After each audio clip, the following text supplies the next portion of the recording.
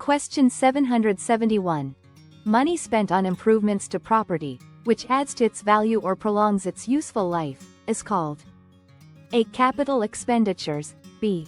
Boot, C. Repairs, D. Renovations. Correct answer is A. Capital expenditures. In real estate, boot refers to dissimilar property or cash received in an otherwise tax-deferred exchange, like a 1031 exchange. It's not a term for money spent on improvements that add value. Repairs are expenses incurred to restore an asset to its previous operating condition or to keep it in good working order. They maintain the asset's current value or useful life but generally do not add to its value or prolong its useful life beyond its original expectation. They are typically expensed in the period incurred. While renovations can involve capital expenditures, renovations is a broader term for the process of renovating. Not all renovations necessarily add to the value or prolong the useful life in the specific accounting sense that capital expenditure implies for tax and valuation purposes. For example, a purely cosmetic renovation might not be a capital expenditure. However, significant renovations that improve the property's function or extend its life would be capital expenditures. Capital expenditures is the more precise financial and accounting term for the money spent that has this specific effect. These are funds used by a company or individual to acquire, upgrade, and maintain physical assets such as property, industrial buildings, or equipment. They are made to enhance the value of an asset, extend its useful life, or adapt it to a new use, rather than simply maintaining its current condition. These expenditures are typically considered long-term assets and are not expensed in the same year they are incurred. Instead, they are depreciated over the asset's useful life.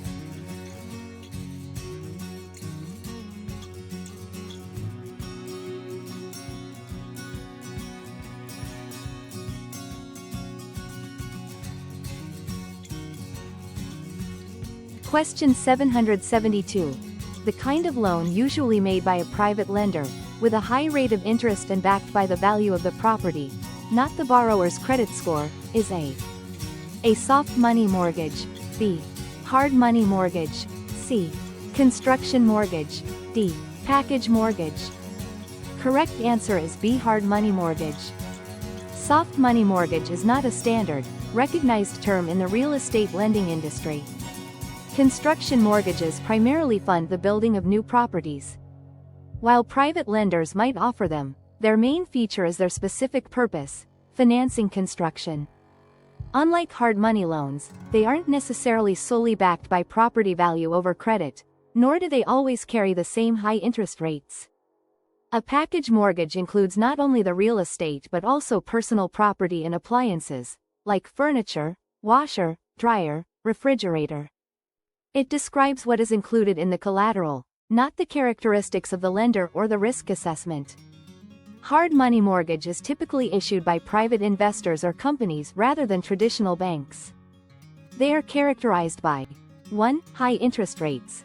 Due to the higher risk involved, often borrowers who don't qualify for conventional loans, or properties that need significant work. 2. Asset-backed. The loan is primarily secured by the tangible value of the real estate, the hard asset, rather than the borrower's creditworthiness or ability to repay from income. Lenders are more concerned with the property's equity and its potential value. 3. Short-term. Often used for bridge financing, fix and flips, or situations where quick funding is needed.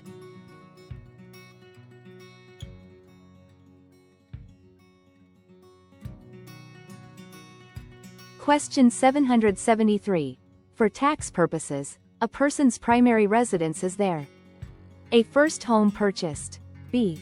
Largest home purchased, C. Main residence, D. Only home purchased. Correct answer is C. Main residence. For tax purposes, a person's primary residence is the home where they live most of the time. It's the dwelling they intend to be their permanent home. To determine your primary residence for tax purposes, the IRS considers factors such as where you spend most of your time, your legal address, voter registration, and driver's license. A person might sell their first home and buy another, which then becomes their primary residence. The size of the home does not determine if it's a primary residence. A person can own multiple homes, e.g., a primary residence and a vacation home or rental properties. But only one can be designated as their primary residence for tax benefits, like the capital gains exclusion on sale. Question 774. Barney hires Ted to burn down Barney's home for the insurance money. They share a meeting of the minds, agree on the consideration, and all other material terms. Their contract is A. Voidable, B. Void, C. Valid, D. Valid, if Barney's wife agrees to the contract. Correct answer is B. Void. A voidable contract is one that can be cancelled by one or both parties due to a defect, e.g., fraud, duress, minor's contract. However, it is valid until disaffirmed. In this case, the contract is inherently illegal, making it void from the start, not merely voidable. A void contract is one that is considered unenforceable from its very creation. It has no legal effect and cannot be enforced by either party because it lacks one of the essential elements of a valid contract, in this case, legality of purpose. For a contract to be valid and enforceable, it must have a legal purpose. An agreement to commit an illegal act, such as arson, burning down a home, and insurance fraud, is considered illegal and against public policy. In this case, the agreement between Barney and Ted involves arson, which is a serious crime. Therefore, their contract is void and has no legal effect. An illegal contract is never valid. The agreement of Barney's wife, or anyone else, would not legalize an illegal act. Question 775. Oliver and Nora operate a business together and are considering incorporating it. Which type of corporation would enable them to avoid double taxation? A. S corporation, B. Joint partnership corporation, C. Closed corporation, D. Foreign corporation. Correct answer is A. S corporation. In a standard C corporation, the company's profits are taxed at the corporate level. Then, when the remaining profits are distributed to shareholders as dividends, those dividends are taxed again at the individual shareholder's income tax rate. An S corporation avoids this. It elects to pass its income, losses, deductions, and credits directly through to its shareholders. The income is reported on the shareholders' personal income tax returns and is taxed only once, at their individual income tax rates. This is known as pass-through taxation. This is not a recognized legal corporate structure. Businesses are typically either partnerships or corporations, but not a hybrid termed joint partnership corporation that specifically addresses avoiding double taxation in this manner. A closed corporation, or closely held corporation, refers to a corporation with a small number of shareholders, whose shares are not publicly traded. While many S corporations are also closed corporations, being a closed corporation in itself does not inherently avoid double taxation. A closed corporation can still be a C corporation and thus subject to double taxation unless it specifically elects S corporation status. A foreign corporation is simply a corporation that conducts business in a state or country other than where it was originally incorporated. Its foreign status has no direct bearing on whether it avoids double taxation. It would still be subject to the tax rules, e.g., C Corp or S Corp, of its original incorporation. Question 776. Which of the following is not required to be in writing, according to the statute of frauds? A. An agreement that specifies it must be performed over a 2-year period. B. An exclusive right to sell listing agreement. C. A partnership agreement to develop real property. D. An apartment lease with a duration of 3 years.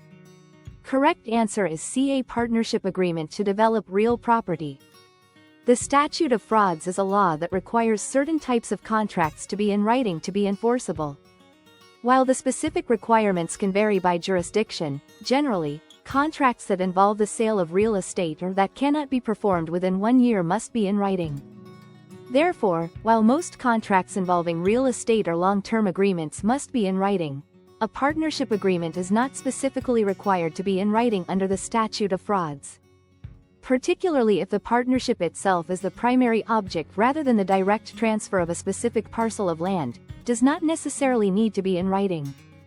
The partnership agreement establishes a relationship between the partners, not a direct transfer of real estate between them as individuals. An oral agreement to form a partnership to deal in real estate can be enforceable. However, it's generally advisable to have any important business agreement in writing to avoid misunderstandings and disputes.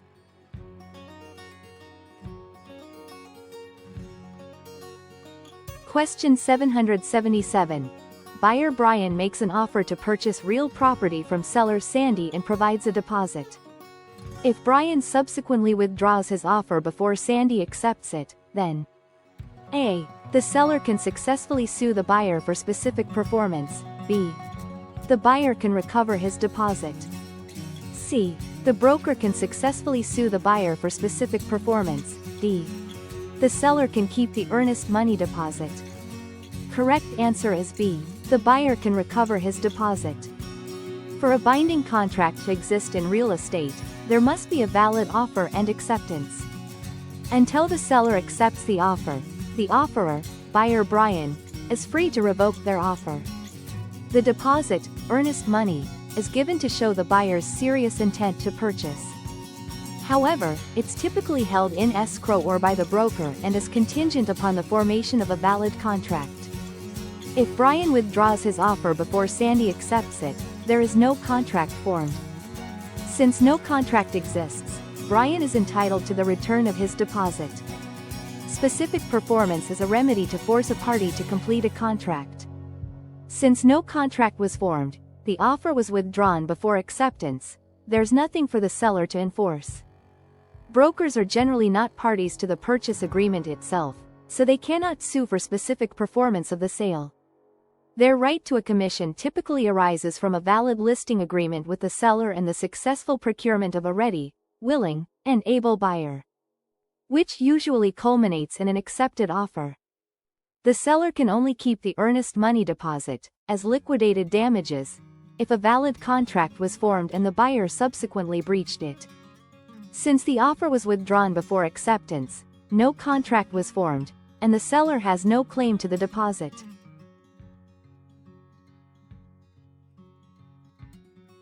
Question 778. A tenant with a lease to reside in an apartment building asks the landlord to repair the washing machines in the building's laundry room. The landlord ignores the tenant's repeated requests. In reaction, the tenant decides to stop paying his monthly rent until the landlord does the repairs. The tenant is A. in the right, B. in the wrong, C. can bill the landlord for the cost of doing his laundry outside the building, D. both A and C. Correct answer is B. in the wrong. While a tenant has the right to a habitable living space, withholding rent as a form of self-help is generally not allowed. If the landlord fails to address the tenant's repair requests, the tenant should follow the proper legal channels, such as 1. Send a written notice.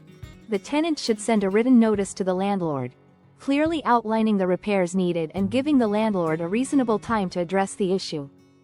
2. File a complaint with the local housing authority.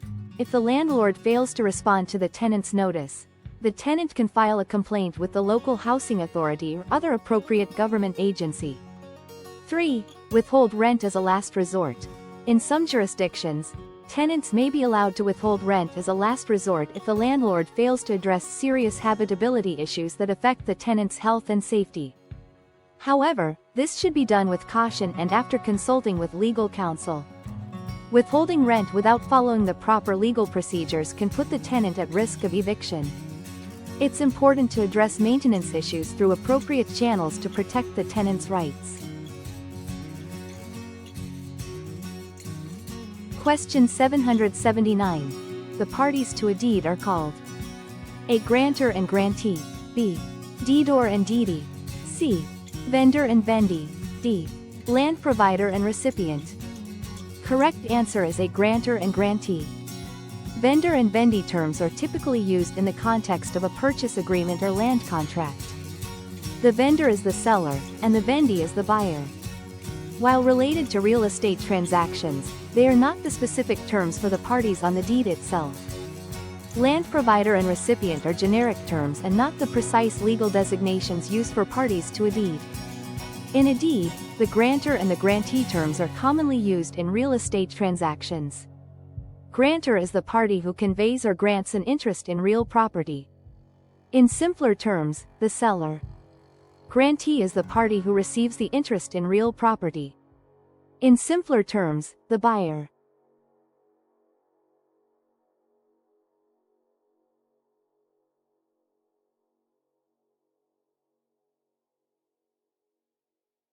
Question 780. Examples of the police power include the following, except A. Building codes, B. Zoning regulation, C. Taxation, D. Rent control. Correct answer is C. Taxation. Building codes are regulations that establish minimum standards for construction, safety, and public health within buildings. They are a classic example of police power. Zoning laws dictate how land can be used, e.g., residential, commercial, industrial, and specify building sizes, setbacks, and density. They are a prime example of police power exercised to manage urban development and maintain community character. Rent control is a government regulation that limits the amount a landlord can charge for rent. It is exercised under the police power, often justified as promoting the general welfare by ensuring affordable housing. Taxation is the government's power to levy charges on individuals or property to raise revenue for public services. While essential for government function, it is a separate and distinct power from police power. It's the power of the government to take money, not to regulate for health, safety, and welfare.